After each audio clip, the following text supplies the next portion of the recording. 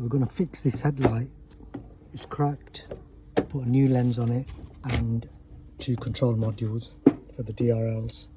These are the module, replace these.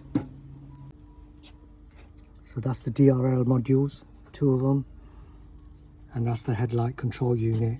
So I like to take them off because the light's got water in it. Just double check there's no water in this unit, but this one's dry, so we'll let this light vent off and I'll cut the lens off. So I've cut the lens off.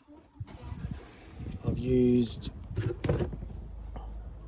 a little reciprocating saw around the edges, and then there were some places where I've just used a little grinder. I'll cut the lens out.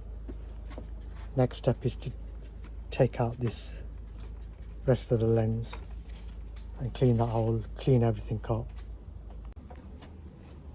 So we've took out the rest of the lens, and now fitting all the components back together.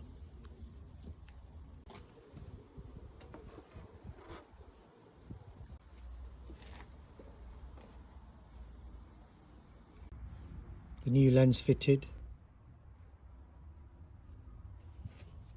and the DRLs work.